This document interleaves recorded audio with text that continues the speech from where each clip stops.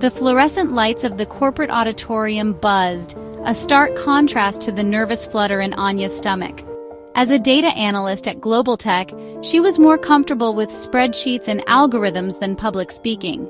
Yet, here she was, chosen to welcome and felicitate the chief guest at the company's annual Innovation Summit.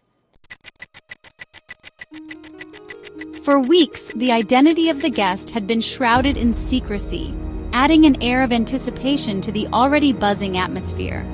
Anya, usually unfazed, found herself curiously invested. She'd meticulously crafted her welcome speech, focusing on the importance of innovation and the power of data, hoping to impress whoever was gracing their stage. The day before the event, an email blasted through the company's internal network. Chief guest announcement: Nikhil Sharma, CEO of Sharma Industries. Anya's breath hitched. Nikhil Sharma. The name echoed in her mind, a ghost from a past she'd tried to bury deep. Nikhil Sharma, the man who saw love as a transaction, commitment as a burden. Now he was the chief guest, the esteemed speaker she was supposed to welcome with open arms. A wave of conflicting emotions washed over her. Anger, resentment, a flicker of something she refused to acknowledge. She'd built a life for herself, a life far removed from the cafe where their relationship had ended. She'd poured her energy into her work, finding solace in the logic of data and the predictability of algorithms. Now he was back, a stark reminder of her past. Anya's heart sank as she read the email. Nikhil Sharma, the esteemed tech mogul, was to be their chief guest at the upcoming Innovation Summit. And worse, she was assigned to welcome him. This can't be happening. Mr. Gupta, it's Anya, about the summit. Yes, Anya, everything set? Almost, but about welcoming Mr. Sharma. Is there any way someone else could do it? Someone else? Why? It's personal. Nikhil and I have a history. A history? Anya, I don't need the details, but I do need you to understand that personal matters have no place in professional settings. Mr. Gupta's firm expression. You're the best person for this. You're articulate, knowledgeable, and you've been working tirelessly on this summit. I won't reassign you. Anya pleads with Mr. Gupta, but Mr. Gupta, it's really uncomfortable for me. Seeing him again, Mr. Gupta responds, Anya, I understand that past relationships can be difficult, but you're a professional. You'll handle it. Now, is there anything else regarding the summit? Anya sighs, defeated. No, Mr. Gupta, everything else is fine. Mr. Gupta concludes, Good, see you at the briefing tomorrow. The line went dead. Anya stared at her reflection in the darkened screen, her mind racing. Nikhil Sharma, the man who had once been her world, now a looming figure in her professional life. The man she'd sworn she'd never see again. She knew Mr. Gupta was right in a way. Professionalism was paramount. But the thought of standing there, smiling, welcoming Nikhil as if nothing had ever happened, felt like an impossible task. She was trapped, forced to confront the past she had so desperately tried to bury, all in the name of professional duty. The day of the summit arrived and the auditorium was packed. Anya, dressed in a crisp professional suit, stood backstage, her heart pounding against her ribs. The MC announced Nikhil Sharma, and a hush fell over the crowd. He walked onto the stage, his presence commanding attention. He was taller, more refined, the boy she once knew replaced by a powerful, self-assured man. His eyes scanned the audience, and for a fleeting moment they met Anya's. He didn't seem to recognize her, or perhaps he chose not to. Anya's breath caught in her throat. The MC introduced Anya, and she walked onto the stage, her composure surprisingly intact. She delivered her welcome speech, her voice clear and steady, her words precise and professional. She spoke of global tech's commitment to innovation, of the power of data, of the future they were building. Nikhil listened attentively, his gaze fixed on her. Anya finished her speech, and the MC then asked her to present the company's token of appreciation. Anya walked towards Nikhil, a small, elegant trophy in her hands. Nikhil, Anya, it's been a long time. Anya, Mr. Sharma, it has. The ceremony continued, the applause echoing through the auditorium.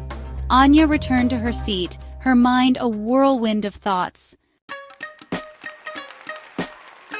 Nikhil Sharma, the man who didn't believe in love, was now standing a few feet away, a symbol of success and power.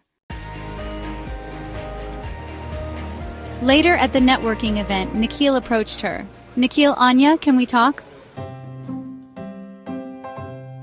Anya hesitated, a battle raging within her. Part of her wanted to walk away, to erase him from her life once and for all. But another part, a curious, almost defiant part, wanted to see what he had to say. Anya, all right, let's talk. The networking event had barely concluded when the sky opened up. A sudden torrential downpour hammered against the glass walls of the Global Tech building, sending attendees scrambling for cover. Anya and her colleagues, Maya and David, huddled under the building's overhang. Maya, looks like we're stuck. No ride-sharing available and the buses are packed. Nikhil appears with an umbrella, offering a ride. He says, I could give you all a ride. My car's in the underground parking. Anya's breath hitches as she reacts. David then accepts the offer, saying, That's very kind of you, Mr. Sharma. We wouldn't want to trouble you, though. Nikhil reassures them. No trouble at all. It's the least I can do. And so they found themselves navigating the downpour, Nikhil leading the way to his sleek black sedan. The car was spacious and luxurious, a stark contrast to the cramped buses Anya usually relied on. Nikhil efficiently dropped off Maya and David at their respective homes, each expressing their gratitude. As the last of her colleagues stepped out into the rain-drenched street, Anya found herself alone in the car with Nikhil. An awkward silence settled between them, the rhythmic drumming of the rain against the roof amplifying the tension. Confronting the past. Small talk. So, how have you been, Anya? Fine, busy. I saw your presentation. It was impressive. Thank you. Uncomfortable silence. The silence stretched, thick and uncomfortable. Anya could feel his eyes on her, but she refused to meet his gaze. Nikhil's softer tone emerges. Anya, I know things didn't end well between us, he says. Anya responds, That's an understatement. Nikhil's voice is low and honest. I've thought about you a lot, more than I care to admit. Anya scoffs, her voice tinged with sarcasm. And now you're going to tell me you were wrong? That you've changed? I'm not sure if I've changed, but I realized that I was afraid. Afraid of what I felt for you. Afraid of love, afraid of losing control, afraid of vulnerability. And now are you still afraid? I don't know, but I'd like to find out. The light turned green, and Nikhil pulled the car forward, the wipers rhythmically clearing the rain from the windshield. The silence returned, but this time, it was different. It was a silence filled with unspoken words, with the weight of the past and the uncertainty of the future. The rain continued to fall, a steady, relentless rhythm, as if the world itself was holding its breath, waiting to see what would happen next. Nikhil pulled the sleek car to a stop beneath the awning of Anya's apartment building. The rain, though still persistent, had softened to a drizzle. "Thank you for the ride, Mr. Sharma. Nikhil, and you're welcome. Won't you return the favor? Invite me in for coffee?" Anya's heart skipped a beat. She hadn't expected this. The thought of being alone with him in her small apartment sent a wave of anxiety washing over her. She was on the verge of an emotional breakdown, the unresolved feelings of their past relationship threatening to surface. "It's late and I don't want to trouble you further. It's no trouble. Besides, I'd like to talk, properly." Anya's carefully constructed composure began to crumble. She wanted to say no, to escape the awkwardness, but something in his eyes held her captive. She needed to talk as well, to understand, to process. Fine, but just for a quick coffee. She hoped her roommate Sarah would be home, providing a buffer against the intense intimacy of the moment. With Sarah present, it wouldn't be a one-on-one, and the situation would be less awkward. Anya thought, "Okay," as she got out of the car. "Follow me." She led him to her apartment, her footsteps echoing in the quiet hallway. As she unlocked the door, she took a deep breath, trying to regain her composure. Anya said, "Come in." The apartment was small and cozy, a reflection of Anya's personality.